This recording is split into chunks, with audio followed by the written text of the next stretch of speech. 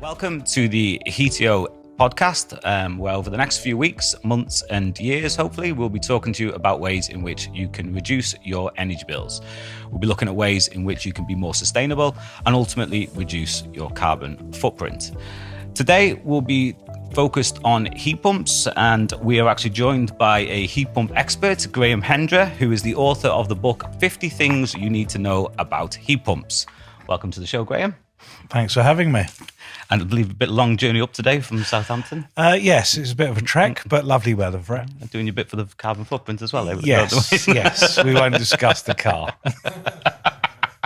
Exactly. So Graham is actually the author of 50 Things You Need to Know About Heat Pump Systems, which I believe is available on the Amazon store. Yes. So feel free to get your copy. It's a riveting read. How many have you sold so far?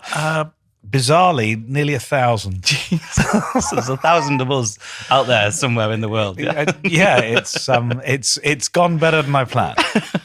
Excellent. So let me start first off with the what is a heat pump? Yes, please. So essentially, all a heat pump is a modern boiler. So if you think for the last 30, 40, 50 years, you've had a gas boiler or an oil boiler or something like that, and the next generation of boilers are renewable. So essentially, a heat pump is a renewable boiler. So what they're going to do is take out your fossil fuel system and replace it with a heating system which is much more or has much smaller impact on the environment, much more sustainable, and so on. So there's nothing magic, there's nothing amazing. It just heats your house using same old radiators and pipes and cylinders, but not by burning something in your house. It's actually using renewable electricity to drive. So that's basically what they are. So they're not a magic box and they don't contain black magic or anything like that. They're just a very simple system. Do we come across them in our day-to-day lives? Yeah, I mean, I was born in 1970. Maybe my parents had a good job, but we had a fridge freezer. Okay. And a fridge freezer is a heat pump. Now, you hear a lot of people getting a little bit excited about the difference between a fridge and a heat pump, but I always think about it like this. When you bought your freezer, you bought a machine that when you opened the door, inside it was lovely and cold and you could put your pizza in or your chicken, and everybody knows if you leave it in there long enough, the heat gets sucked out of it, disappears somewhere, and you end up with frozen food. Now, as a heat pump engineer, the only difference is I spend my time hanging out down the back of your fridge. So the back of your fridge is the hot bit. That's where the heat comes out. So actually, your fridge is sucking the heat out of your chicken or your pizza or whatever you stuck in there, in the little tubes that you see going backwards and forwards. If you defrost it regularly, you can see the little tubes. Yeah. And if you defrost it with a carving knife, you get to see the refrigerant leak out and a fridge engineer fairly shortly afterwards. So essentially, that fluid inside those pipes is very, very cold. It sucks the heat out of the air and the chicken and so on. And we have a pump on the back. And if you listen very carefully to your fridge, you can hear a humming sound. The humming sound is just a pump. We like to keep the cost up, so we call it a compressor. It's a pump. So basically, that's pumping the refrigerant around. So once it's full of heat, we then push it through this compressor and we wring the heat out of it by compressing it. And most of us don't know this, but the heat is pouring off the back of your freezer. So if you go down the back and hang out there where I go, there is heat pouring off that funny black coil off the back of your freezer. So you're actually heating your kitchen with turkey power. Nice. You're taking a little bit of heat out of your food, pumping it around and warming your kitchen up. Now, so basically, if I was trying to sell that as a heat pump guy, I would tell you that you've got a turkey to kitchen heat pump. and that's what it is. So when people say to me it's a new technology and so on, I don't remember not having a fridge or a freezer. They've been around forever as far as I'm concerned. And I always say to people, it's not new and it's a system you understand. And one of the things that is worth pondering before you go for this technology is, when did you last have a maintenance on your fridge freezer? When did it last break down? It just sits there, whirring away constantly. We changed ours because we didn't like the colour of it. So that's what it's doing. Now, essentially pumping heat from one place to the other, from your food into the kitchen. So what we're going to do with an air source heat pump is exactly the same process, but instead of having a load of freezers and so on, what we do is we put the cold bit, the bit with all the refrigerant running around, that's now going to go in your garden. So we're going to cool the air in your garden and suck heat out of the air in the garden. If you think about your freezer, it plods along at minus 25 degrees C every day of the year, constantly. It's very rarely minus 25 degrees outside. So we can suck the heat out of the air, even if it's minus 5, minus 10. There's still some heat left. We then use a bigger compressor, which again sits outside just to keep it all neat. And instead of having a black coil sat on the kitchen wall to warm the kitchen, which would look a bit weird, all we do is use a heat exchanger and we drizzle water over it. So once the water's drizzled over that lovely warm coil, you end up with a bucket full of hot water, which we pump around the house through your radiators. That, unfortunately, is all there is to it. It really isn't very clever. Why do we care how a heat pump works? So as you say, when you go and buy a fridge, your questions are going to be, will it fit into that space? What color is it? Why do we care how a heat pump works? I know you're into your cars, so if you were buying a car has a similar system built into it to a heat pump system, and I've been asked in the past, how can a heat pump produce heat when it's that cold outside? So the fridge analogy I get, but in that scenario, if your car is outside and you get into it and it's -2 or -3, you don't panic that you're going to get enough heat out of that system. No. And we also, when we're buying a car, we look at the color, we look at how it drives, we might look at the miles per gallon. We don't look at how it works. We don't ask somebody to explain to us the refrigeration cycle. Right? So why do we care so much for heat pump systems? I honestly don't know. It blows me away. I mean, I know how they work. It's my job. I'm a bit obsessed with the stupid things. But when I bought my car, they told me bizarrely the engine's in the back. I'm not sure why some idiot put it in the back. But I bought it because I really like the Alcantara seats. And I don't know how it all works, but I know it does. And I got in and it starts and it makes a noise and it goes. And if I'd have said to the salesman, can you go into the intricacies of the braking system with me and who made the brake pads and what brand of hydraulic fluid has it got? They'd look at me like I had two heads and go, it's a car. Do you want it or not? And I actually genuinely believe that most of the problem is us idiots. I mean, people like me actually think this is interesting. So we go, let me tell you, you can imagine going to a bar and there's all these interesting people and I'm at the end of the bar and you go, would you like me to tell you the global warming potential of the refrigerant in your heat pump? And they go, no, absolutely not. But because we as an industry think it's interesting and push that message, so let me explain everything to you and so on, people feel they need to know it. If my boiler broke down at home and I called a plumber in, the plumber, he or she would come in, have a quick look around the house, say, look, this is the boiler I like, from Worcester Bosch or Valent or whoever. It fits on the wall where your old one did. It kind of looks nice and white and it's going to work. And he's in there for half an hour, and it doesn't explain to you how the whole thing works. You just go, it's a boiler, it works. But is that the same? Are we getting to the same point with it then? That we don't ask how a boiler works when it breaks down. We know they work. We know they heat our home. We know they give us hot water. But we never ask that question around how do they work. Talking to me about the combustion cycle of a boiler and how this. So does that come to the next question then? Is it because if we are saying to people that a heat pump is essentially exactly the same as a boiler and it's a replacement to a boiler, and then they go, okay, that's fine. I can accept that. You're going to heat my radiators. You're going to heat my hot water in a similar way. So how much is it going to cost me? Oh, it's going to cost you anywhere between £7,000 to £13,000 to have the installation. I would imagine when I'm comparing that to the cost of a boiler, which might be £1,500 to £3,000. If I was in that situation, I'm probably going to want to know why. Well, I agree. I mean, I think that might be one of the points. Again, you probably want to cut this bit out. But if you think about what do I do for a living? So I turn up at your house and I say, don't have a gas boiler. Let's be sustainable. Let's reduce our carbon footprint. Let's save the penguins and the polar bears.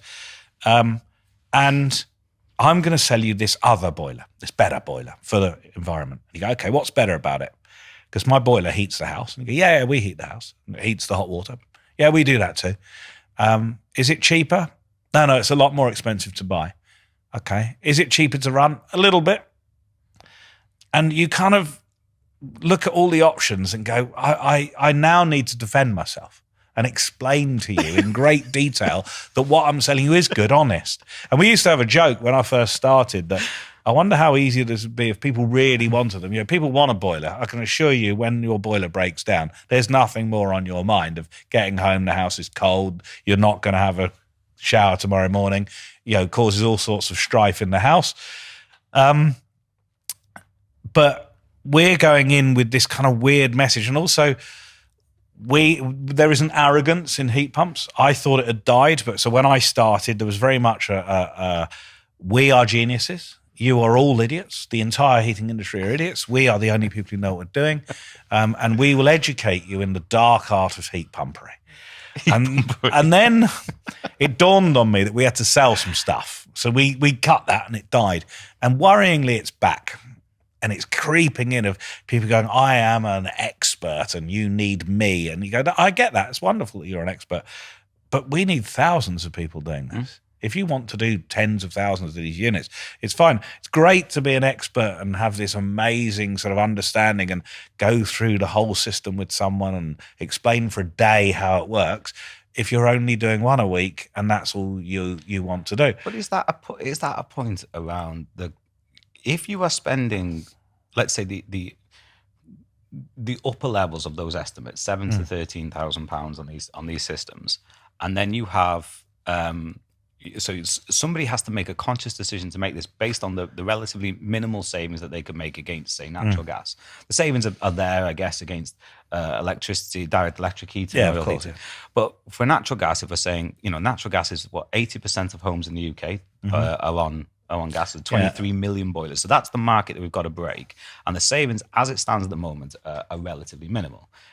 If you spend the higher levels of that, I'm assuming if you're saying you're going to spend £7,000 on installation, you're not doing the level of upgrades. So are you having to go to the £13,000 upgrading all the radiators, pipe work, new hot water systems? Is it to that kind of level in order for you to get the minimal savings? I have always said the quality of the installation is inversely proportional to the cost. Okay. Because everybody who moans on the internet about a bad system, and I understand why they moan. You spent a lot of money in it. It doesn't. Maybe it works, but it doesn't do what you thought it was going to do. They all start with my horror £20,000 installation, and my first question is, why on earth did you pay £20,000? Yeah, that is insane. Unless your house is enormous, that is insane. So the cost you're paying is not a guarantor of quality. But I think you have to, I think the secret with anything is when you're speaking to your installer, ask other people if they're any good, have they had good experiences? If I was paying £10,000 for my system at home, I'd say I probably want to talk to one of your previous customers. It's a lot of money. I could buy a boiler for £3,000. Okay, it makes me a bit of a climate pariah, but £7,000, a holiday to Greece. So I would want to speak to people. Did you have a good experience? I think it's really, really odd that homeowners will spend enormous amounts of money with someone they've really never met before.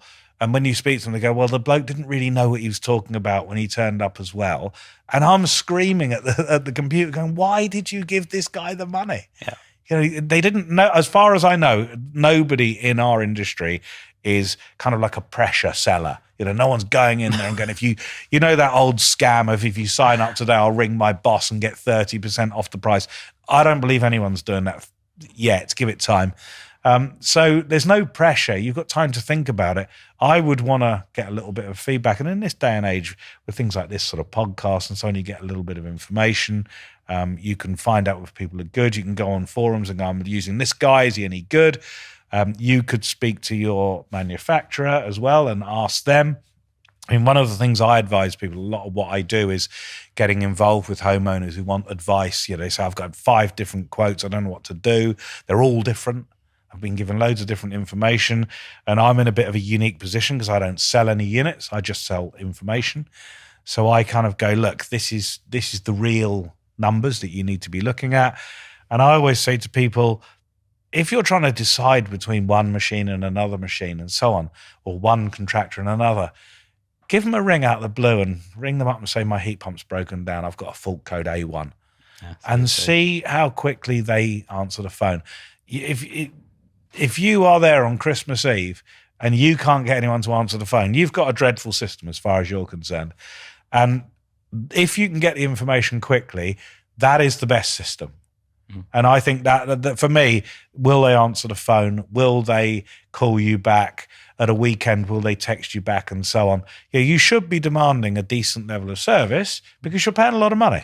Yeah, so you mentioned there we could go out and you can speak to these engineers, you can speak to their previous customers, you can text them on a weekend, seeing if they respond. So we've got I think they call it the skills gap of heat pump engineers in the UK. But I think there's an argument to say that these questions and the answers to these questions are directly linked to the fact that we've got such few installers in the UK, which ultimately leads to those installers having the opportunity to say, no, I'm not going to answer my phone on the weekend.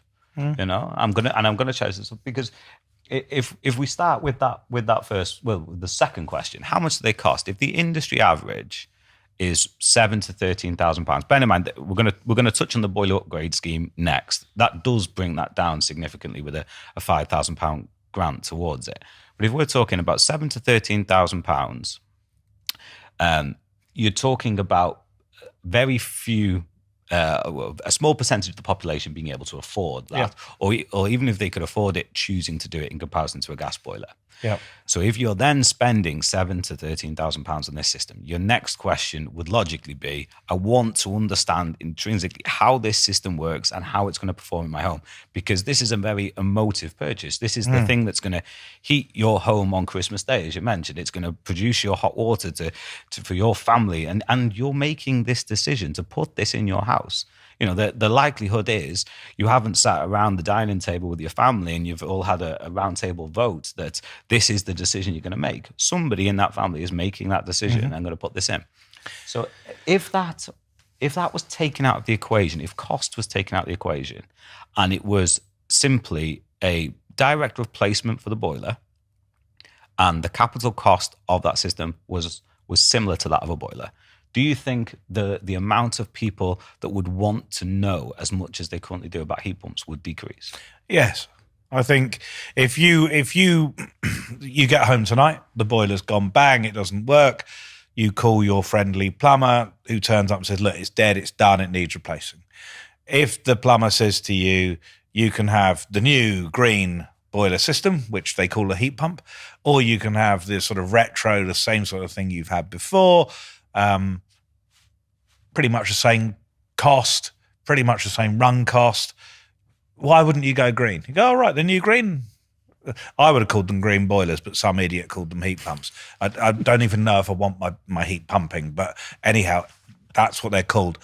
And you kind of go, I think I'll go for the green boiler. And then there's something that I have this imaginary world in my head. Maybe it's from spending too much time hanging out at the back of fridges, but I imagine a scenario. I've just spent 10 grand on a heating system, and I go to the pub with my mates tonight, and we're all sitting about, and I go, guys, I just spent 10 grand on a heating system. And obviously they go, are you mental? Heating systems are 3.5 grand. And now I'm on the back foot. So I need to tell them a reason why I've done this. And our industry, if it has one failing, has sort of forgotten that, and there is no punchline. So you don't go, I've got X, Y, and Z reasons. I haven't got the answers either. But I refer everything to cars. If you think about 15 years ago, if you'd said you bought an electric car, people would go, are you mental? They're awful. They're all milk floats. And then Tesla turned up.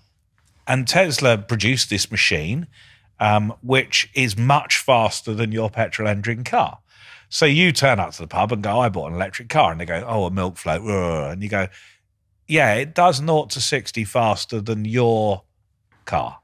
And they go, oh, look, what a load of rubbish. And then you go out to the car park and you drive one and you think, blimey, this thing's astonishing. So you've given them the message. And now when you go to the pub and go, I bought a Tesla, people go, God, they're rapid, they're amazing.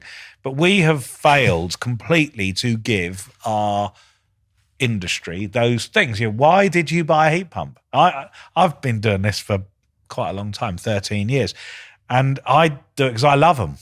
But that isn't a great reason. So I actually think that half the reason we have to explain ourselves is I feel I have to try and make you love them too. Yeah. And you've got to justify the cost at that time as well. And if you just went, it's a green boiler, and it reduces your carbon emissions by 20% or 30% and so on, people go, oh, fantastic, I'm saving a ton or a ton and a half or whatever. I'm down the pub going, well, you're the evil guy with your gas boiler. You get that now with cars. People go, oh, you bought a petrol engine car, did you?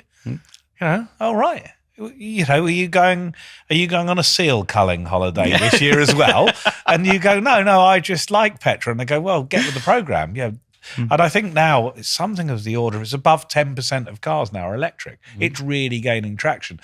But it did that by the cost not being significantly higher. It had a reason to go for it. Looks like a car, goes like a car.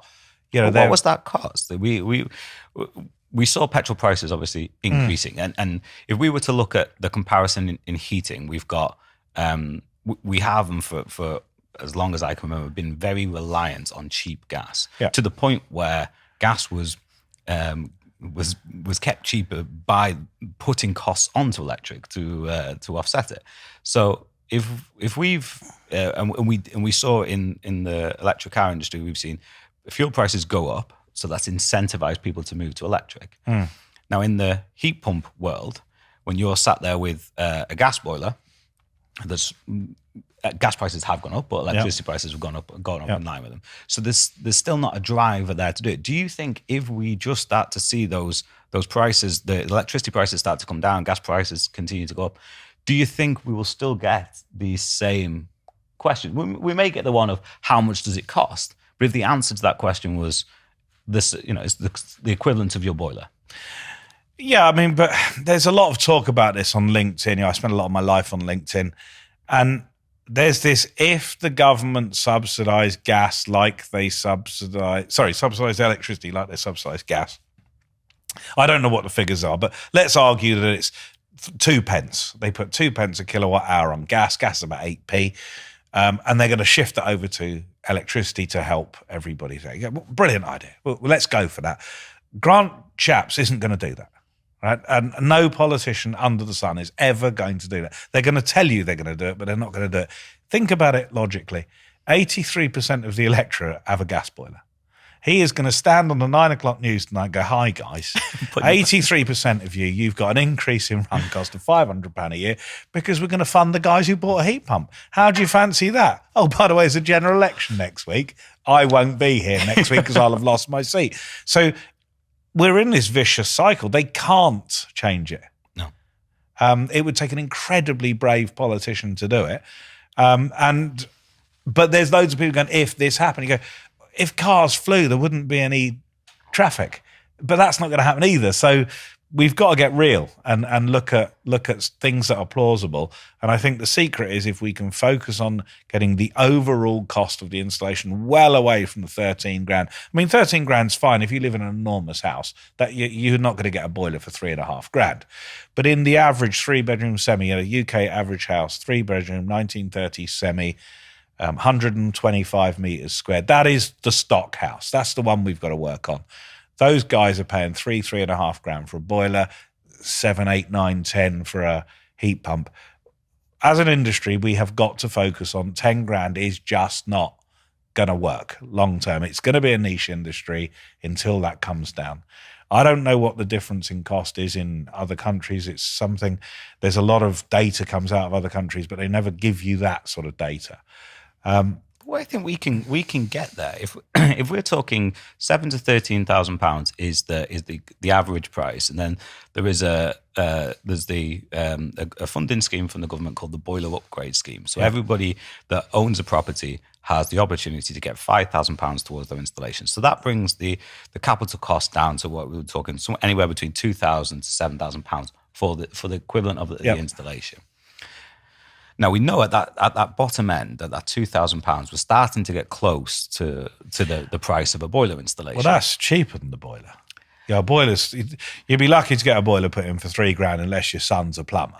Even if we're talking a kind of straight up combi swap. I think people kind of go, 10 years ago I had a quote for a combi, it was 1,500 quid. Have you heard of inflation? So I don't think you're going to get a lot of change out of $3,000 unless you're very, very lucky for a boiler. Rip out, replace, unless it's a really easy install.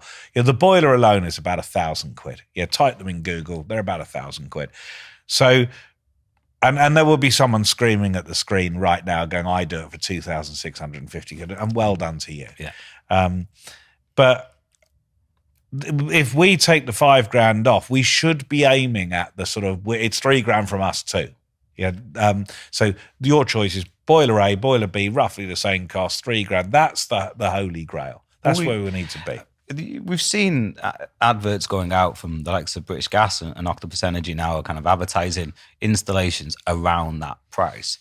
So are they doing that through pure volume, or are they targeting very specific house types that allow them to get away from having to do maybe the level of upgrades that would result in an installation costing £7,000? So my understanding is they're going for a particular house type, which makes a lot of sense. Little tiny flats are quite difficult to do. Manor houses are quite difficult to do. So let's scrap them. There's not that many of them. Let's go for the bulk in the middle. So I think they're probably focusing on that kind of 3-bedroom semi-market. I think obviously they've got the purchasing power. And also there's an enormous amount of administration behind what we do, as you know. I mean, currently at last count, there are 82 pages of paperwork to fill in an MCS application to get the $5,000. When you say, why is the unit expensive? You go, because your poor plumber goes home and spends a whole day filling in utterly mindless paperwork. Mm-hmm. He doesn't do that with a boiler. So if you're a huge company like Octopus, this is probably done by a team or a machine or something. So they've deleted all of that process away, which you can only do with volume. I think also they're probably looking at something that's needed doing for a long time. There's been a bit of a, how many bits can I add to the unit? It's kind of like someone's bought out a new widget. Let's stick that on too. Yeah. And you've got this person who's really into heat pumps, and you go, does it make a difference if it's $10,000 or 10.5? Let's throw the kitchen sink at it. But no one's saying, do we really need all that stuff? It's when I was a wholesaler, I thought it was brilliant that you bought all the bits. That's where I made all my money. But now I look at it and go, if we need to get down in price, what can we lose? Mm-hmm. There's all sorts of, I don't want to name particular companies that do it, but you've got to start looking at what is all this stuff. Yeah, the bolt-ons. Yeah, and I think we need to get rid of a lot of that. And do you really need to change all my radiators? Well, this is, the next question. Sorry, Joseph, would you mind going to the next question for us? So this is probably a big part of it. When we look at the capital cost of a heat pump installation, mm-hmm. And from my experience looking into this, you've got this kind of mindset of going, before I even turn up at your house, what you've got will not be good enough because you've been running on a boiler at high temperature. Mm-hmm. So if we just take, and I think I've got the figure here, it's something like, so 20% of all gas boilers are system boilers. With a tank, yeah. So we have a tank. Yeah. So if we just look at those first, my understanding is in a lot of cases, the first thing you're walking into that house is going, that tank will not be good enough to go with the heat pump system. So we're talking about walking into the house and taking the existing hot water tank out. And we also automatically, because of the capital cost of the systems, we automatically assume that we're going to have to rip out all the radiators, because if you're spending that much money, you must get the running costs, the savings. Therefore, you've got to have a low temperature system. Yeah, and so let me address those separately. So you could connect any heat pump to your old cylinder. You could do that. I did it when I moved into my house. I tried everything. The reason I know what you shouldn't do is I've tried the whole lot at home. Many times we've had cold showers and cold house by trying stupid things. So you could connect your heat pump to your old cylinder. But what happens is, because the boiler is designed to run at very, very high temperatures, and we'd like to run heat pumps at lower temperatures, it takes longer to heat the tank. So one of the things we could discuss with you is, if we don't change your cylinder, we can heat it, but it might take 2 or 3 hours with that old cylinder, which is not really what you want to do, because that's 3 hours I can't heat your house. Now, what we should be doing is going, I notice you've got PV system on the roof, so maybe we could use the PV to help us a little bit, which might help with the old cylinder. Or maybe we use a higher temperature heat pump for short periods of time to heat the cylinder. So you don't, the ultimate system, the ultimate ultra high efficiency system has got a brand new cylinder every time. But when I first started, you had to change the cylinder. It took so long to heat the tank, it was impossible. But as the temperature has come up over the years, it's got shorter and shorter and shorter and shorter. I looked at my system yesterday. I changed my tank yesterday. I'm testing one. My machine's producing water at 65 degrees C, which is nearly boiler temperature. So I could have put a boiler tank in. Would have been mad to do so, but I could have done it. So we should look at your cylinder first before condemning it. I mean, if you've got I've just done my son's house. It's a project I'm doing on LinkedIn called Project Impossible. He had a copper Gledhill cylinder, which is literally put in September 1972, had the red duvet and so on. I'm sorry, that's going. You just can't use that. It is horrible. Yeah. We've done some measuring, and actually 40% of the heat we chuck in that cylinder comes out as hot water. The rest heats the house. No one would use that on a heat pump. Yeah. But if you've got a lovely sort of modern pressurized cylinder, there is a possibility we could use it. So let's at least explore that, especially if we're going high temperature. When it comes to radiators, it's quite an interesting sort of development in this has come in. So the ultimate heat pumps are more efficient if you run them at lower temperatures. So if I can run them at 35 or 40 degrees C, you get a really good run cost. And that's what the dream is. And they all talk about this thing called COP, which I'm sure we're going to talk about later. It drives me mad. It's basically efficiency. But we're obsessed with let's get the very, very, very best performance out of the unit, but let's not ask the customer if that's what they want. We're just going to go super high efficiency. And one of the things that's really opened my eyes of doing my son's system is, so his is absolutely covered in heat meters so that we can use it as a test case. And what we found is he only runs the heating for 2 hours a day because he hasn't got any money. So he turns the boiler on, runs it for an hour in the morning, turns it off all day, comes home to a cold house, turns it on for an hour, and then turns it off again. And you go, that's not how you should run a heating system. He goes, I don't care. I haven't got any money. And I've turned up as an idiot and said, we're going to put a heat pump in and we're going to run it 24 hours a day. And he rings me up and says, because it costs a fortune. I went, yeah, I'm heating it for 22 hours longer than you used to. And he said, can I run it like a boiler? And of course you can. Now, if you run it like a boiler for 2 hours a day, it's going to not be the peak efficiency, but it only runs for a very short period. So who cares? Well, would the argument to that then be, your heat pump purist, as you mentioned, the person who's going to walk into your house and say, I'm going to upgrade all your radiators, I'm ripping that hot water cylinder out. But listen, this is why the installation costs £13,000, £7,000, because we're going to do all this work. So therefore, you have to run it in this particular way and leave it on for such long periods of time to maximize your savings and your efficiency if you ran your boiler system in the same way before. Yes, and I think that's something that we as an industry are dreadful at doing. What we should do first thing is, congratulations on deciding to take the green route. Well done. We're going down this green route. Right. Before we start anything, before you get any tape measures out, how do you heat your house now? No one asks that. No. And they say, I only run it for 2 hours a day. You go, okay, well, we can do that with a heat pump too.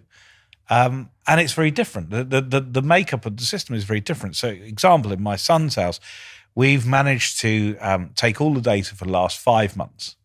And because he runs the radiators for short periods of time, they start cold, they come up to temperature over a period of time, and then he turns them off. And the actual average radiator temperature when the system's running, not when the over the whole day, but just when the system's running, his radiators average 50 degrees C because they're stone cold at the beginning and it takes them a while to warm up, and the house is cold, so you never really get up to temperature very quickly. Well, I can do 50 degrees C with a heat pump easily. So I said to him, well, we'll just run the heat pump at 50 degrees C or 55, and it'll do just what your boiler does, and it'll run for 2 hours a day, and the total sum of radiators changed in the house is none. And it brings me to another thing that you think about a little bit when you ask how they use the system. They have a spare bedroom, which no one lives in, so they don't heat it. It doesn't even matter if it's got a radiator. Me going in there and insisting he changes the radiator in a room he doesn't even go in is insanity. But that's what we as an industry have always done. And I did it too. You know, I'm going there and do all the calcs. Maybe the better thing to do would be go, look, I'll tell you what we're going to do, especially in that bedroom. We're not going to touch that bedroom because you don't heat it. And you seem that we were looking at his room temperatures, and some of the room temperatures are very cold, 16, 17 degrees, which he's quite happy about. The dining room, they don't go in there. I guess they're only going to go in there in summer.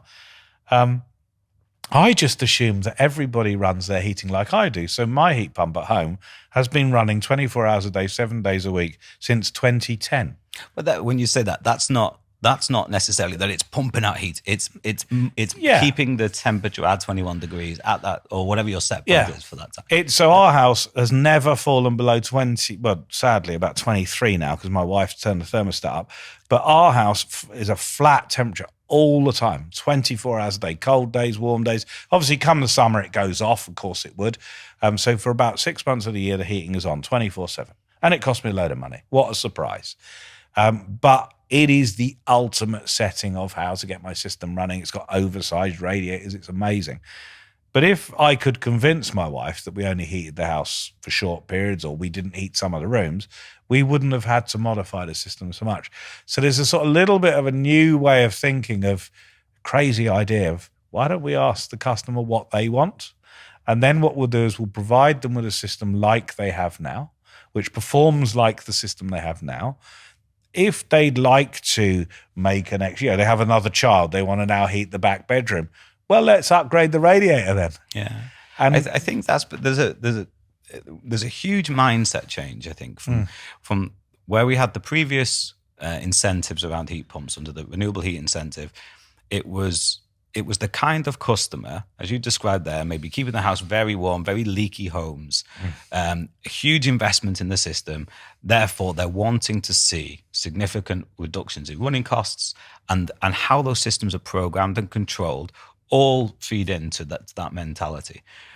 If we're going to start looking at the 1.7 million boilers that are going in every single year, when we're, from a heat pump industry perspective, we're standing on our soapbox because we've done 30,000 heat pumps, a record year for heat pumps last year.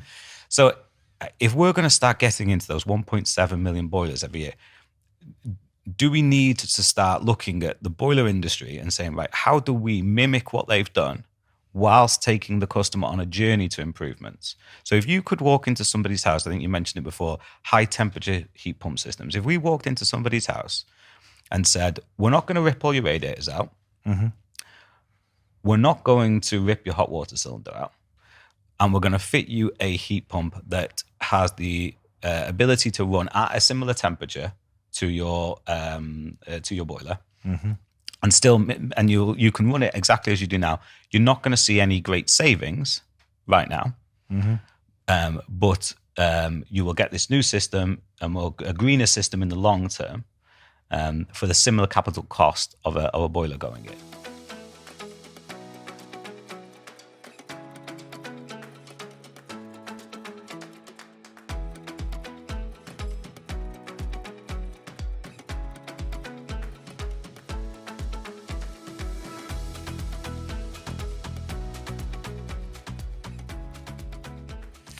It's an interesting idea. So essentially what you do is you go in, if I understand it right, we're going to go in and we're going to say to you, we're going to replace your boiler with a heat pump, which is similar temperature to what you got.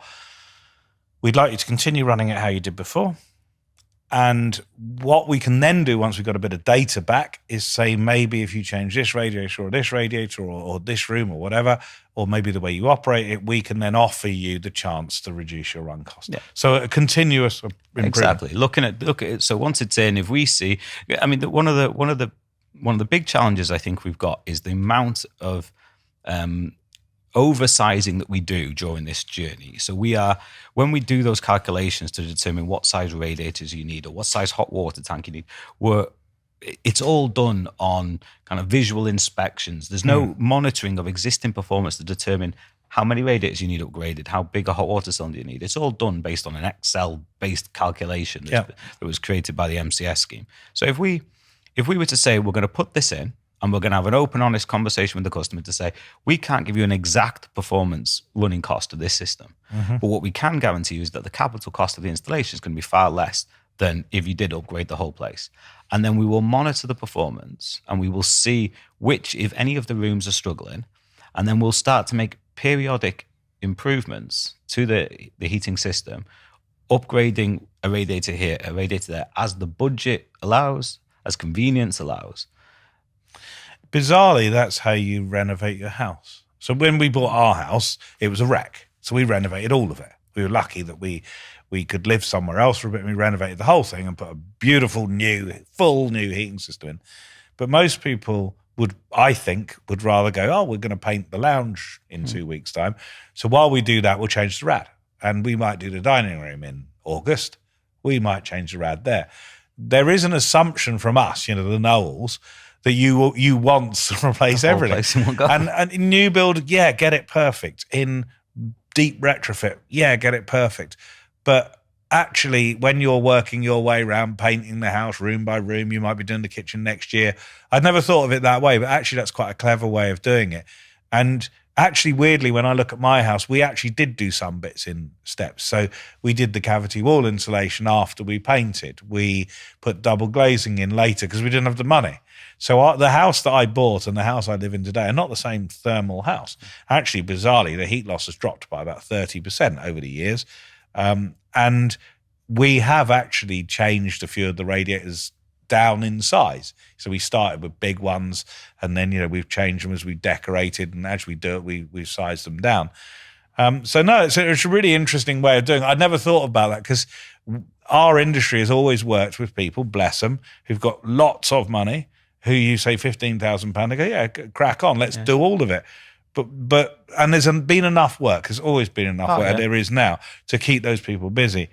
As you say, if you want to capture the boiler engineer who wants to get one of these things in for 3,000-4,000 quid, we need to trim away a few bits and make some things simple. So we do need to get into that 1.7 million boilers. I mean, I was looking at the stats. I think it's 49% of those boilers go in a distress purchase scenario. So if I'm in that moment where I've got no heating, I've got no hot water, and I need to make that decision, and I've got a guy down the road who can come and fit me a boiler, and that's going to be in them for the next 10, 15 years possibly. Or I can, or I look at a heat pump system, and then somebody comes around at a point in time where they can actually come around, do the assessment. Maybe I'm looking at 6 to 8 weeks possibly before I'm going to get the installation done. That isn't feasible. You're not going to do that. But if you're in a situation where you've got somebody that you can engage with and work with over time and say, look, we're going to come out today, we're going to replace your boiler with a heat pump, a high temperature heat pump if needs be, and then we're going to monitor the performance, and then we're going to start making those improvements over time. If you were willing to maybe forego an energy saving at that moment in time for long-term sustainability, if you were willing to go on that journey, then surely that's got to be an option that we start to consider. Yeah, I mean, again, something that's all sort of come out of doing this bizarre project with my son is, so what I should have done is go to him, I've measured your average radiator temperature, and it's 55 degrees, 60 degrees. And you run it for 2 hours a day. What we'd like you to do is run it for 3 hours a day at 45 degrees. And then you get the same result and cheaper run cost. Because I had the data. You can go back to them and go, here's some advice. So you look at their data, you've got this high temperature heat pump in, you've put it in quickly, it's done. And you can go, we've now looked at your data, and you know what, don't run it for an hour a day, run it for longer but lower. And that will save you money. And they go, what, longer is cheaper? You go, yeah, only a little bit longer, but it gets the temperature down because the performance does drop pretty quick once you get up into the 60s. The run cost is quite high. But we could give them that data. But when everyone goes on about training, who needs training? Basically, all the old lags like me need dragging in a room and rap across the knuckles with a ruler. And so you need to speak to the customers a little bit, find out what they want, and then use that incredible knowledge you have to slightly tailor it. Go, okay, we can do 2 hours a day, but let's call it 3 and a little bit colder, and that will save you some information, some run cost. It is weird that we go in with this beautifully designed system, and some of the guys out there really, really know what they're doing. Very, very clever systems. and perfectly balanced, every room's the right temperature and so on. And then you don't get the order, and you go, why not? Go, well, Mrs. Miggins doesn't use the heating very much. And you go, oh, right. And do you know what? Probably couldn't afford the quota that you've put in front of them. No, as well. and that's it. So it is quite a bit of I think that's what we need, is this sort of revolutionary thinking. It's not revolutionary. And you hit on something a little bit earlier about, should we be more like the boiler lads? You go, here's a business model.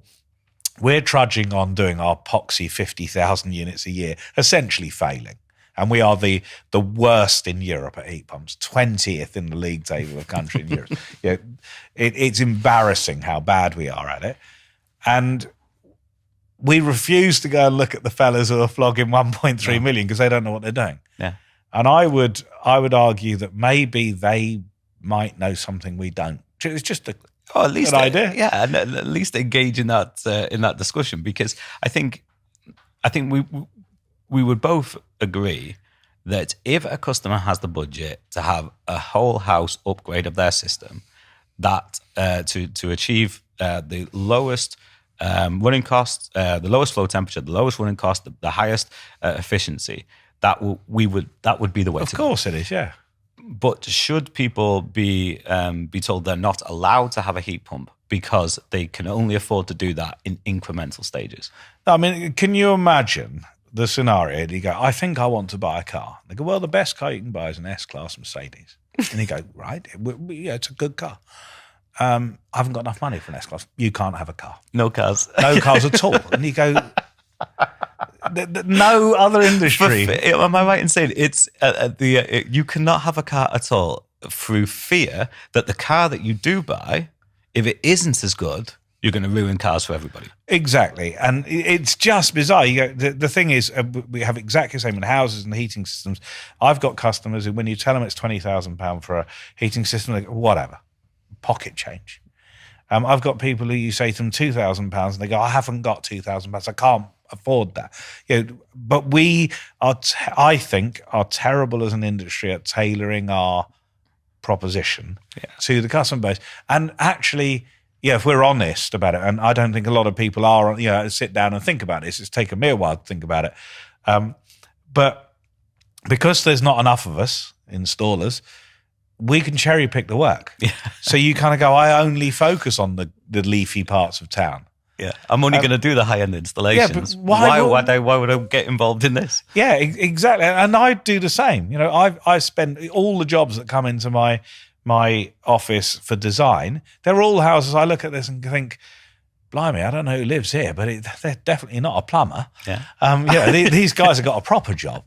A financier or something. So you look at, they're all gorgeous houses, or new build, and then it's a different market.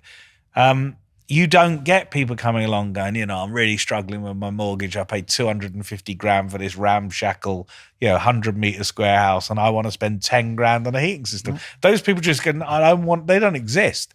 So we've never had to think about it. And if you've spent your whole life working in these beautiful manor houses, the idea of trudging around doing 3-bedroom semis probably fills you with loathing because you think, I've got a really, really good business. So would you fight? You think? No doubt, if our listeners and the people watching, if they're looking at this, going, "Well, I'll take one of those systems. I'll take one of those £1,500, £2,000 systems. I want one of those put in my house." And they ring up their local MCS installer, of which there is 900 to 1,500 MCS approved installers that are capable of doing this across the country. They're all very busy and all earning nice incomes. Mm-hmm. And they ring up and say, I'd like one of those £1,500 systems. Are they going to get told that what you're suggesting as an idea, it will never work? But what would you do? I'd be like, I'm really sorry, but I'm doing the guy who's got some money. Mm. I mean, you see this. There's excuses. I get people ringing me all the time. I've got microbore. I can't have a heat pump. Yeah, microbore's a little bit harder. And I've got 15 inquiries on my desk, and you've got microbore. I'm not doing it. Don't worry about it. Well, you're too far away, or whatever. Why? You cannot criticize people who are very, very skilled at doing what they're doing. They're going, guys, we are flat out. And you're asking me to go and do this horrible system, which is really hard down the road when I've got 10 other in the queue. I'm not going to do that. When there's 1,000 or 10,000 people putting them in, and you haven't got any work this month, he'll go, oh, microboy, you say? Yeah, we can do that. So it's basically weeding out the jobs. Any of the trades have the same problem. There's not enough people in any of the trades. So if you've got a particularly difficult job or you're a particularly difficult customer, why would anyone pick you when there is a queue behind you? And I suppose there is evidence out there within the existing heat pump installations. I mean, there's a measuring contest certainly within heat pump installers to say, I got this seasonal coefficient of performance, or I got this seasonal coefficient of performance. So I suppose is there enough? At the moment, I would imagine there's not enough information out there on these direct boiler replacements. We're not going to touch any part. Project Impossible, your son's house. There is not enough of those that have gone in to determine whether that is a poor installation or a good installation. And what would be the category for that? What would suggest this is a poor installation? Why? Because it's less efficient, even though the capital cost of the installation was less than the person who paid £13,000. But and bizarrely, so I was pushing towards the dream installation at my son's house, which he thinks is the poor installation because he doesn't want to run it 24 hours a day. So for him, the dreadful old system that runs for 2 hours a day is amazing. For me, my wife would divorce me if I ran the heating for 2 hours a day. So the COP, which it drives me nuts, as I mentioned earlier, the efficiency it's a ridiculous measure. The first question is, how much do you want to spend on your heating? Yeah. Our heating bill at home is something like £2,500 a year, which we can pay. My son wants to pay about 700. So what he's really asking is, how much heat? How long can I run this blooming thing for 700 quid? He never mentions COP. Really? Really? That doesn't care. As we went back to cars, when I bought my car, I did not ask what the fuel consumption was. I didn't care. And you kind of go, oh, it's probably okay-ish. And there are people who are really, really into it. They're the guys who've got the Microsoft Excel spreadsheet of how much solar PV they've made for the last 10 years. Actually, they've been our customer base for the last 10 years. Really geeky people, massively into the technology. You see them on the forums. They drive me mad. They're constantly fiddling with their machine. But we're sort of running out of them. Now we've got to get people who've got like kids and got to get people to school in the morning and go, I just want to get up and have a shower. And it's warm and it doesn't cripple me financially and it works. And it's really weird because actually the people watching this will not be that will answer this in a very odd way. But I always start the question, when did you last see your boiler? And most people go, it's in the kitchen somewhere. Haven't seen it for 2 years. Because you don't care about it. It just works. Yeah. Obviously, people watching this will go, well, I polish my boiler every Sunday morning because I'm really into heating. But we're weirdos. But is that topic? So the topic of this show was, how does a heat pump work and how much it will cost? So and there's a reason for that. It's because the members of our Energy Challenge group asked that question. Lots of people very interested in the heating. If you utilize kind of Google tools to see what is the most common thing searched around heat pump systems, it's how do they work. So logically, you would do a show on that, and you're going to get those kind of people. But I think your son is, I doubt he's ever Googled how does a heat pump work. No. Nor will he ever. Doesn't care. No. He's just like, why didn't you just buy me a boiler? Yeah. I said, well, I had a sample heat pump I needed putting in somewhere. So people, is the truth of the matter is, I mean, we could sit here and we could get a whiteboard out and we could draw a diagram and the refrigeration cycle of how a heat pump works. And if those people want to see that, they can go online and they can do that stuff. Well, but is it true? Join me at Eastleigh College on my refrigeration course. It's a 2-year course. Well, the colleges are available. Apparently. They just don't have Graham teaching them. But are we saying that if we answer that question, how does a heat pump work? Google it, because there's plenty of resources out there that will tell you how they work, but it's essentially a fridge operating reverse. And Graham could talk you through it in great deal. I'm sure you could do a YouTube video on it. How much do they cost? To me, is directly linked to this kind of question. It's there is an opportunity to say, what is your budget? And if your budget is the same as a boiler, then that will completely depend on how efficient your system is. Yep. What your running costs will be. Yeah. And how much upheaval, inconvenience, whatever it might be, in your home that you will actually face. Yeah. So the lower end of that budget, you will get a direct replacement for a boiler, and you will likely have similar, maybe slightly higher running costs. Yeah, I mean, as a rule, if you go for the really cheap system, you don't change all your components, the run costs are going to be a bit higher. Maybe you can sort that out over time, but that with part of that, you're not going to get the super efficient system. I'll give you a really good example. The best systems you can get are systems, they call them open systems. So basically it runs the whole house as almost like a single room. So you get exactly the right amount of hot water to every radiator at the right time, and it's all perfect. And it's a process called balancing. I did a blog about it. And to balance a system beautifully and really well takes an extra day. You got to pay for that. To balance it quickly takes 10 minutes. So it's like anything, the fine tuning to get the very, very best out of your system costs a little bit more. So you would expect the higher end jobs are that way. It doesn't, as I said earlier, the very high prices don't always guarantee the best. But there's always rip-off merchants in every trade. But if you go, some of the installers, you've seen them in LinkedIn, I could name a few now, but I'm not going to, that those guys are going to do a really, really tip-top job. I've been to commission some in the bad old days, and you go, I don't know why I'm here. These guys have done such an amazing job. I turn a switch on and leave. Yeah. Others, you turn up, you've got to do everything. So, yes, I think that's a really good thing. If you, just like cars, if you buy an S-Class, they're going to give you a box of chocolates, probably a glass of champagne when you pick it up, and they're going to pull the cloth off it and so on. If you go and buy a Ford Fiesta, it'll probably be out the front, and they'll go, thanks for having that, and you might get a cup of tea. You get what you pay for to a certain extent. And hopefully the S-Class is slightly more comfortable than the Fiesta. I don't know. I don't own either. So I think that is a good way of looking at it. So if you wanted to do a more budget installation, a faster budget installation, a sort of quick replacement, very, very clearly explained that we're going to look at the system and then upgrade and upgrade and upgrade. And you might not want to take the advice. I say, change that radiator in the lounge and that's going to save you £100 a year. And you go, I don't care. You go, okay, that's fine. But at least you've got the data. Really clear data is the key. And actually feeling that comfort in the home. So there is, from a regulatory perspective, there is a minimum, isn't there? Your system has to be designed to operate at 280% efficiency in order for you to access the £5,000 voucher. But it's not measured. It's not measured. So you just make it up. But it is a bare. But that is the case across even the upfront system design that we see at the moment. You have to have this room by room heat loss calculation done for each room in the property to be able to determine what size radiators you need in there.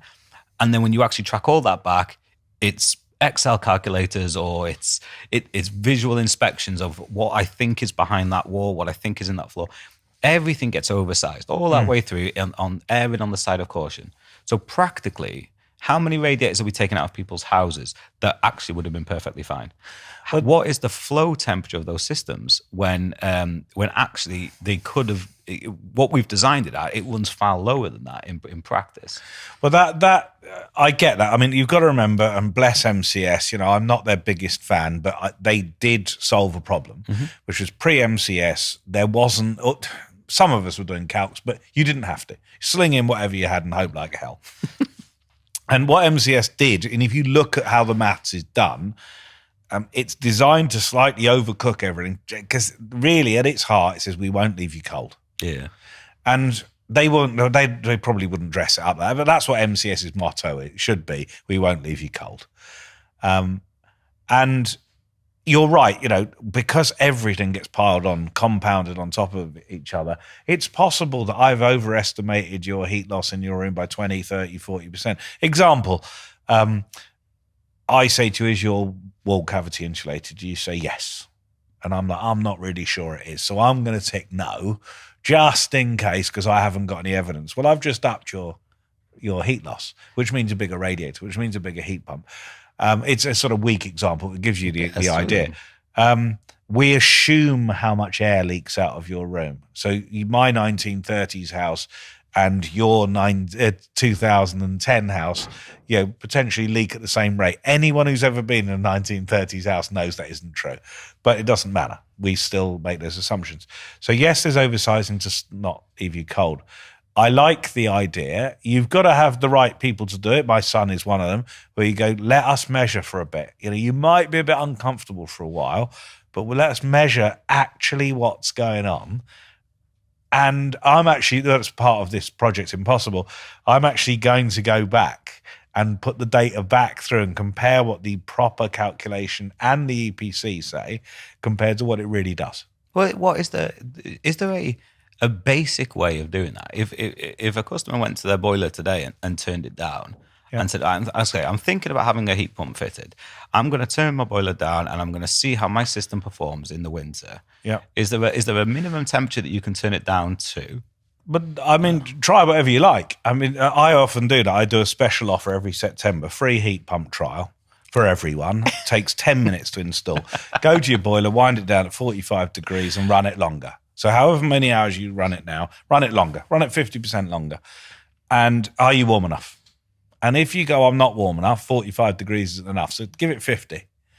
And wind it up until you find the bit where you're warm enough. Could you actually do 40? Say you run it at 45 degrees and went, I'm warm enough in these rooms, but I'm not warm enough in this room. Yeah, and then you go, probably going to need to change the radiator in that room. It's that hard, the maths. All of which you could do without necessarily paying, hundreds of pounds a day to an MCS installer. If you decided by doing that, and I'm just going to upgrade that radiator and that radiator because I found on the coldest day of the year that I was struggling in those rooms, then by the time it gets to having a heat pump fitted, you've self-diagnosed what your temperature, your flow temperature needs to be. Yeah, but don't do that because I won't make any money. It's much better to call me. Check in the post. Unfortunately, Graham, honestly, I don't think the viewers of this show will be interested in making you the money. As much as it's crazy to believe, but it is true. This book is where you could buy the book. Yeah, highly recommend. I could sign it and reduce its price. But essentially, yes. Why? I always said it to people. Why wouldn't you give it a whirl? You've heard all the horror stories online of, it's going to be cold and I can't wash up and the radiators are cold and, it's all the disaster. Get a pencil. That's the first thing I taught as a commissioning engineer. Mark on the knob where it was and then turn it down.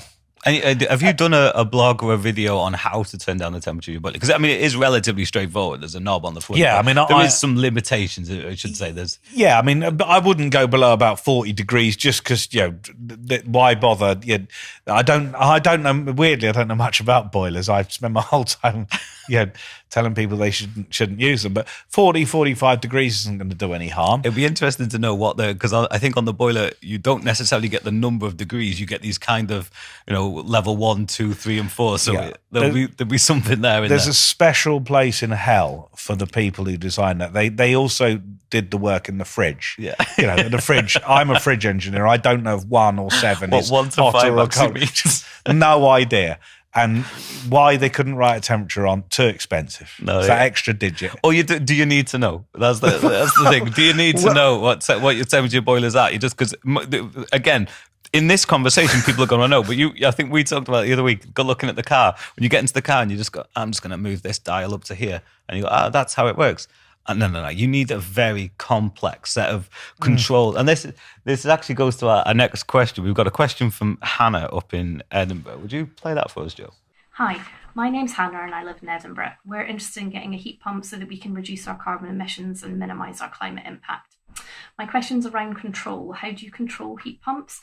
I've heard that you need to use a system differently to a gas boiler and optimise operation to achieve the advertised efficiencies. Okay, that's a really good question. So first thing is, can you imagine anyone asking that question on a boiler? No. How do you control it? Turn up the hive and it gets hot and then turn it off. That's it. Yeah. But us idiots have got on and discussed this at length. So there are a number of ways of controlling it. So let's start at the easiest to understand, but not the cheapest. If your heat pump is set up to run at the same temperature as a boiler, you literally do what you did in your boiler. So, and I actually encourage people to keep their old thermostat, because it works. So you go, right, what did you used to do? You used to heat it for 2 hours a day and at 60 degrees C and carry on. You can do that. That is possible. It's not the best way, but it will work. what your installer should then be advising you is, okay, that is possible to do, but let's try and bring the temperature of the water down, because you save significant amount of money as you pull temperature down, and run it longer. So that's the next stage. You go, okay, could you tune my heat pump down a little bit? They all have fiendishly difficult to use controllers. It's the first law of heat pumpery. Controls must be unusable.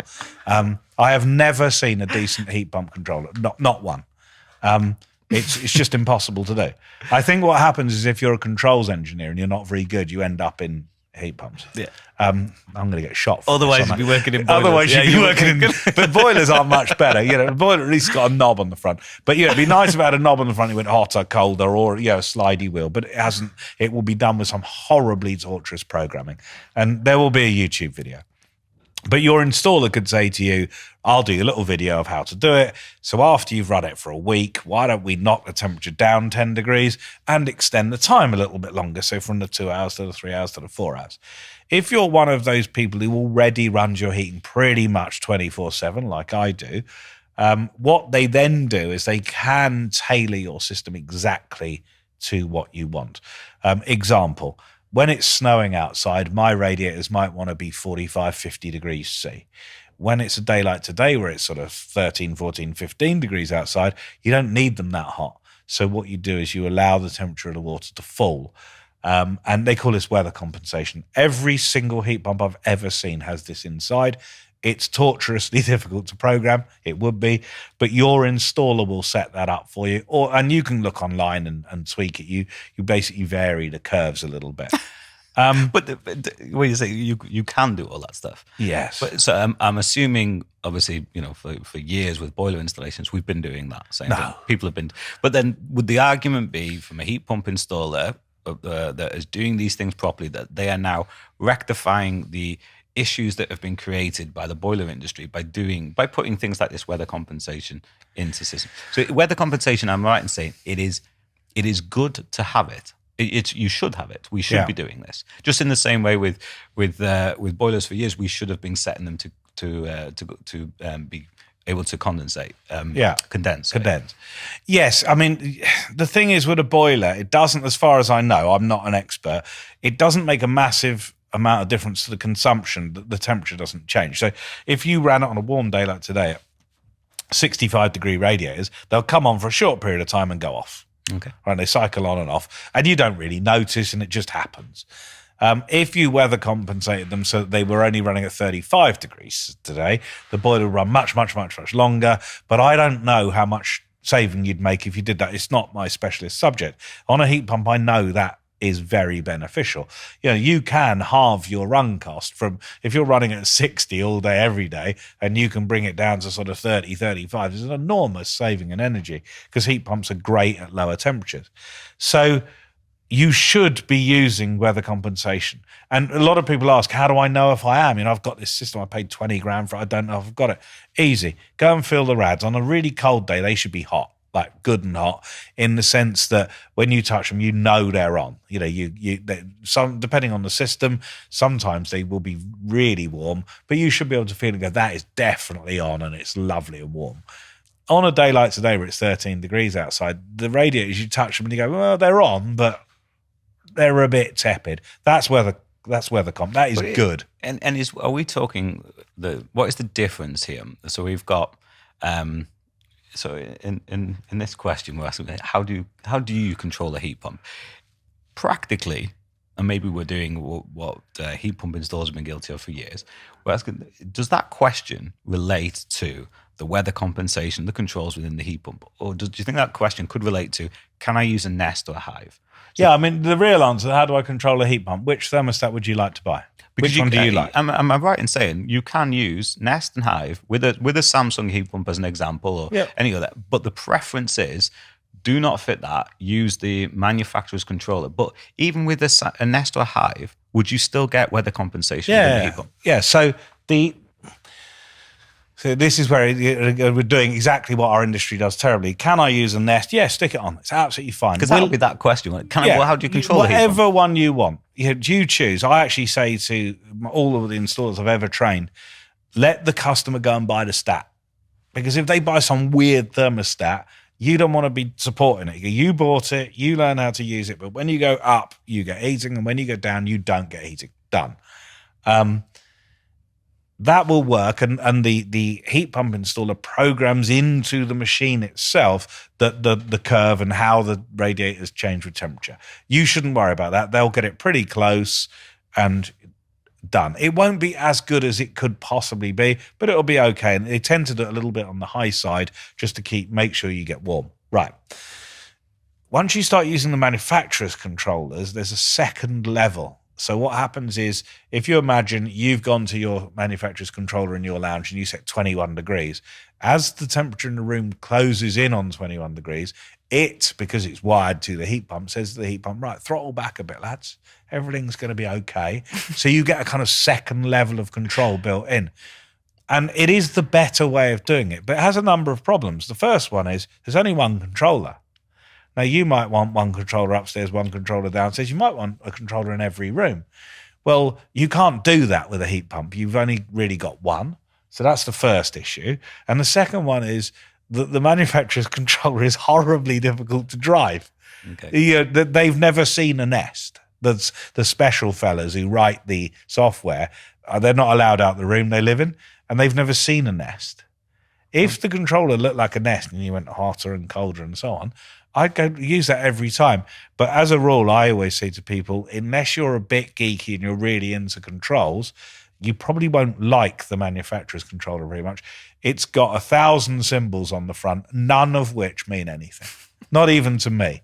You have to look in the book and go, what does that Christmas tree mean? And again, I think these people have never been in a car. I get in my car, you could get in my car, and you'd know that the arrow pointing down means I get warm feet, and the arrow pointing up means it does the windscreen. And there's no training manual. But on a heat pump, they go, no, what's the weirdest symbol I can put in this so that no one knows? And it kept me in a job for 32 years, answering, what does the Christmas tree mean? Yeah. Go, that's the outdoor temperature. Everyone, obviously. And they go, why doesn't it say outdoor temperature? Go, you couldn't write it. No. That would be insane. So Nest are a million miles away in the sort of feely touchiness of their controller. They are miles ahead of literally everybody in heat pumps. So I would say, if you're not a geeky, techie person, choose a nice stat that you like. Stick that on, and that's your interface with your heating, just like now. And again, you can. So, Hannah, you could have the control that you want. You could have the Nest. Absolutely. But there is still the potential that when you phone up a local MCS installer, be it the fact that there's so few and they can pick these jobs, they might turn around and go, if that's what you want, just like you don't want to upgrade your radiators, you don't want to upgrade your hot water cylinder, then unfortunately you will not be having a heat pump from me. Good day. Which is as sensible as saying, what, you say you want the red Mercedes S-Class? Sorry, not possible. Not You're not allowed a car. Well, is that the kind of, you're getting into that world of the kind of Ferrari, you can only have a Ferrari if you have it in this particular way. If you decide you're going to want a pink Ferrari, they just won't sell you one because... Yes, but we need to remember that we don't work in Ferrari land. No. We're in heat pumps. Just purely heat pumps. So... if you say to the customer, you can have a Nest or a Hive or whatever you want, there are a couple that aren't, there are very few that aren't compatible. But as a general rule, they are. It is not going to be the very best of systems. There are some amazing optimization systems you can buy, which take that control away a little bit from you, but really tune the system. I work with a couple of them, and you get the best of the best. But this is, let's look at that, because we talked about it before. What is the best system? And we talked about efficiency, and then but best in capital cost and everything like that. So if we're talking about the best control system, again, we're linking it back to optimization and efficiency.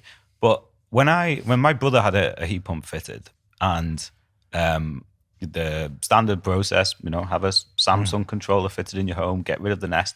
To him, the best system was the one that meant that his wife could turn on the heat pump when he was in the pub on a Sunday and him not get bothered. Yeah. So I was saying to you should have the Samsung controller, you should do all this stuff.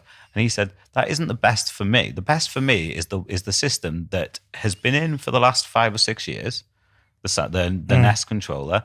It will, his wife knows how to control it. And when he goes out for his couple of beers on a Sunday, he's not going to get a phone call giving him any grief. I think the user interface is so important and utterly missed in heat pumps. It just isn't a subject. So Nest, you got to be, anyone can drive a Nest. It even changes colour. I am an enormous fan of the Honeywell mechanical wall stat. It's a beautiful thing. Slide. You just go click, click. There's no one has ever rung me and said, "Can you explain how this works?" That way colder, that way till it clicks. It's on now. Done. And you can. So there is no technical reason that you couldn't have a simple dial style thermostat with a heat pump system.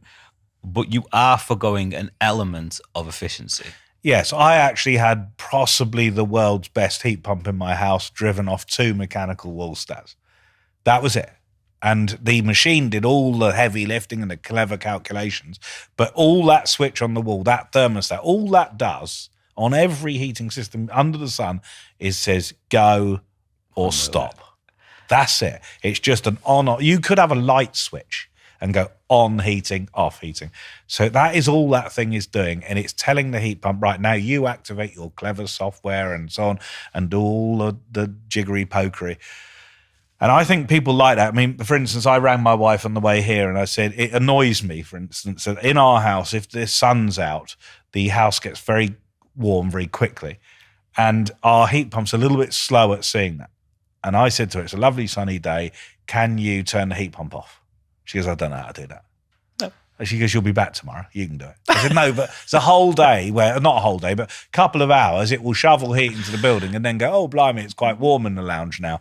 It can't predict that that's going to happen, whereas you can. Mm-hmm. If you had a Nest, you'd just go, oh, yeah. Or a mechanical wall set, down it goes. Just make it nice and simple. I've got a horribly complicated app. And it's one of the best apps I've ever seen. I remember you telling me this.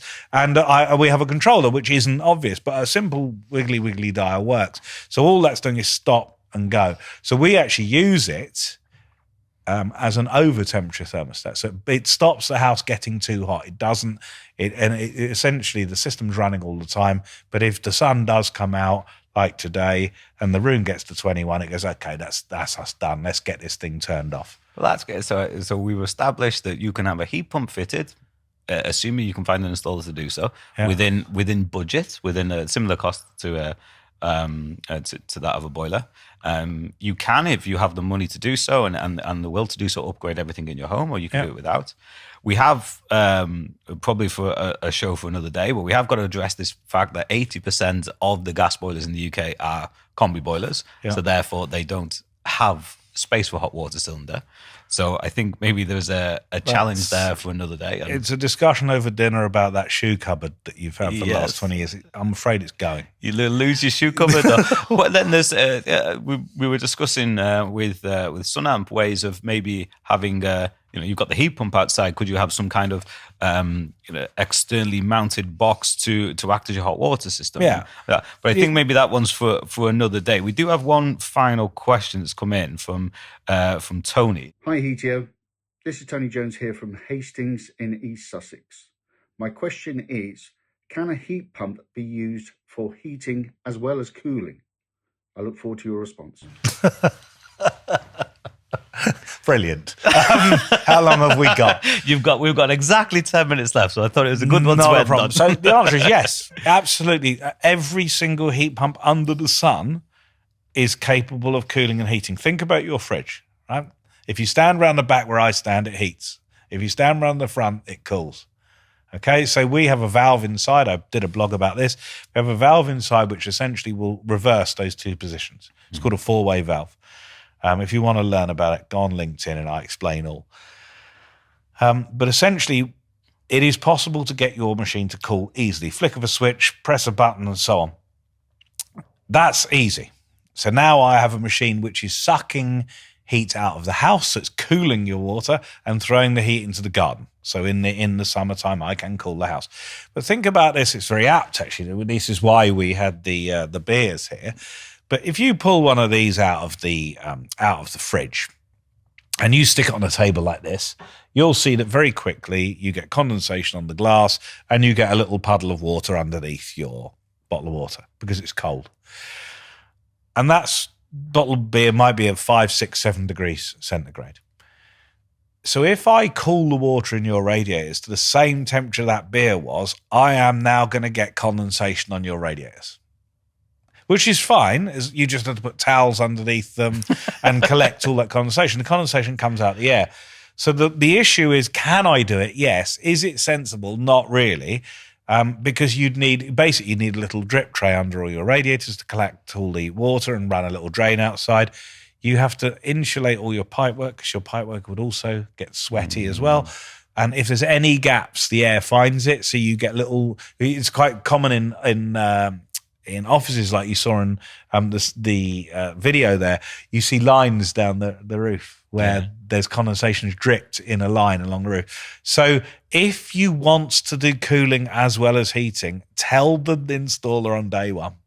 Right, let them know. It's incredibly difficult to retrofit after you've bought everything, because what we do is we put in radiators which are fan assisted, like air conditioning units, and they have a little drain in them, and the fan allows the thing to provide enough cooling, blows lovely cold air about. Think about this just as a sort of last end thing to this conversation. Cold air drops, so you got your radiator, you've got the towels underneath it, everything's good, you flick the machine into cooling, and it does a lovely job of, instead of the air going up through the radiator and up into the room and circulating, it drops onto the floor. So you have to lie on the floor to get cold, and it's boiling hot at the top. And hence why we put cassette units in the ceiling in normal. And with a fan, you can do anything. So if you want to cool as well, have a look at a system which is fan assisted, and tell them day one, because it's heartbreaking. You've just had this beautiful new radiator put in, you've run it for 6 months, it gets to August, you go, lovely, it's cooling this thing. The guy's got to rip the house apart to insulate everything.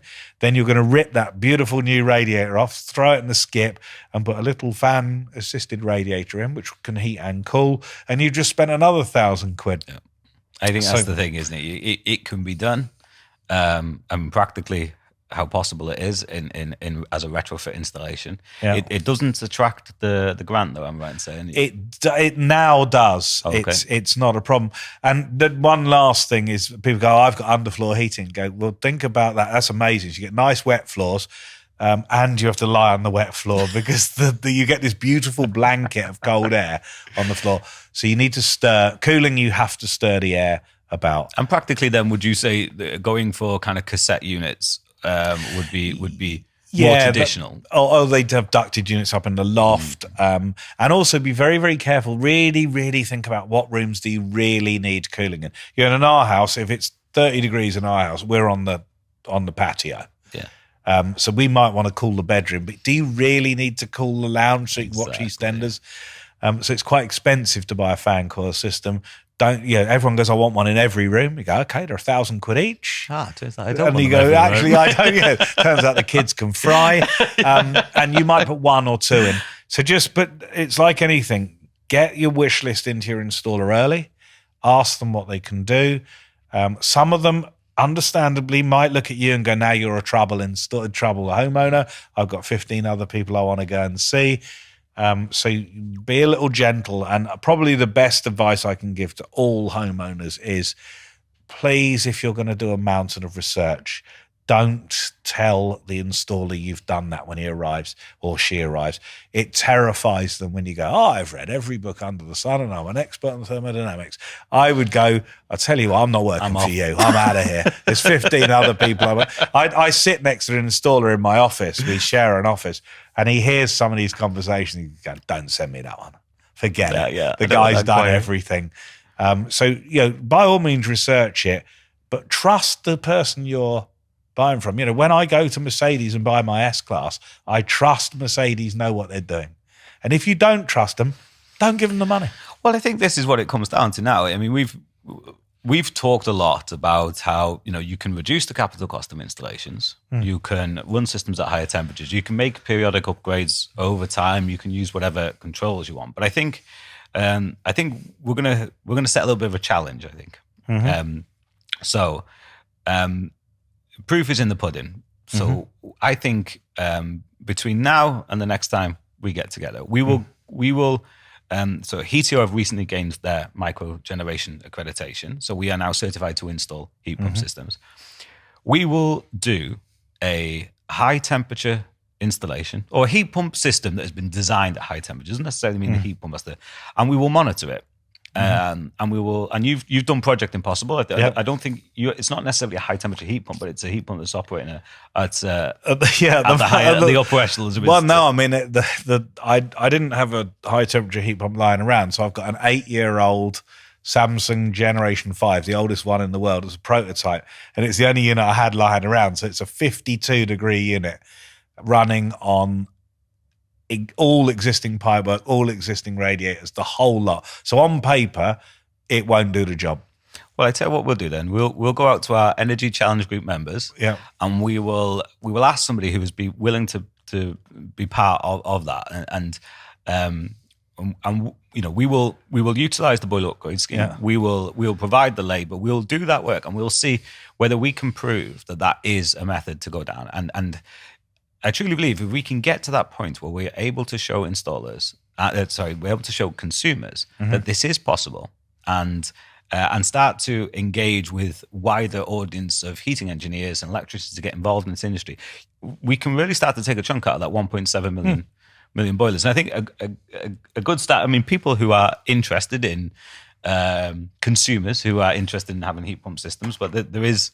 This book is still available online. Yeah. And I mean, if you're really sad and you can't sleep, there is a second one. Oh, there's the second one. I have. That he's brought with him. I can't get rid of them. And this one is 50 things that heating professionals need to know about heat pumps.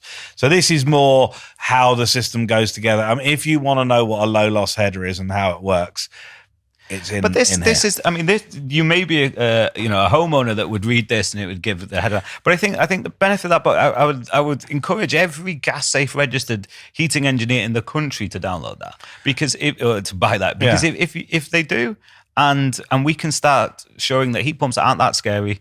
They can go in this method, and we need consumers to be on that journey as well. Then I can't imagine I mean, you're probably going to get lynched when we walk out of here anyway by heat pump installers. But I think, so I doubt they're going to be reading your book. But I can see from some of the work I've turned on, many of them have not. Right? So there's a few that can benefit from it. But I think maybe that's it. We need to demonstrate this. We need to demonstrate a low cost installation that has not had the upgrades with a high temperature system and a route to sustainability over time, reducing those running temperatures. But I on LinkedIn every few weeks there's an upgrade about Project Impossible. This idea, this ridiculous idea. I've been very well supported with metering companies and so on. So I've got real data. And that's the big difference. You get some really valid opinions on forums and so on. But I would always ask, what have you measured? Yeah. Have you done it this way? And what is the problem? And that's the problem, is that anyone can go on a forum and go, I don't think that's a good idea. Or my uncle's best man's brother knows a bloke who did that. And you go, really? Well, here's the figures. And we actually are in the process of actually uploading the data into LinkedIn so you can see it. Fantastic. It's not just me making it up. To prove, I mean, when I first started my distribution company years ago, we had the very first 2 Samsung air source heat pumps in the world. I put one in, my co-director put one in. I put mine on a single pipe heating system. It didn't work.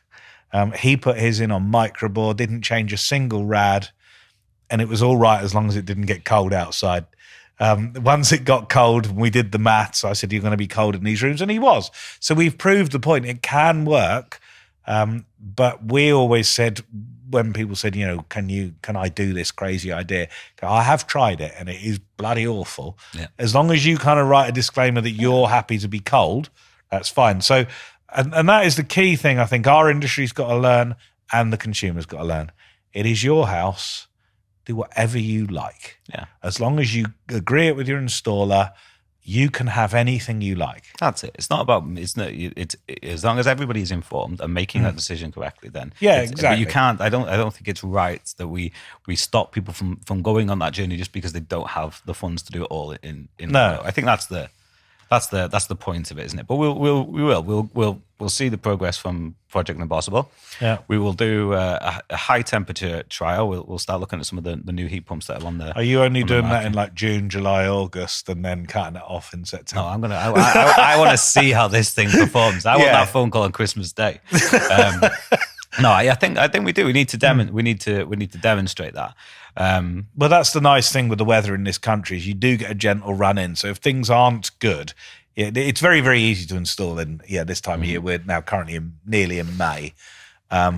You get 4 months of no problem, and then once you get into September, that's where it weeds out the problems. So it's good because you get a gentle feed in and you can see with your meters, you think, I can already see the problems. We can be jumping in going, this lounge is an issue. This temperature is not enough. The run cost is going to go wild. I think that's the key. But if everybody did, as you said, turn the boiler temperature down, see that for a winter, and then go again next year. Yeah. But I think it's been really good. That hopefully everybody's enjoyed the show. Hopefully we will have people watching and listening. So hopefully. And, I'll look forward to some trolling. I was going to say, trolling and some book sales. Hopefully, hopefully in greater book sales and less trolling. But we are on across all social media channels. So we're on Instagram, on Facebook, and you can follow us on LinkedIn as well for maybe the professionals out there. Graham is also quite prolific on LinkedIn, as he's mentioned. So and follow us for more shows in the future. Yeah, thanks for having me. Thank you very much, Graham.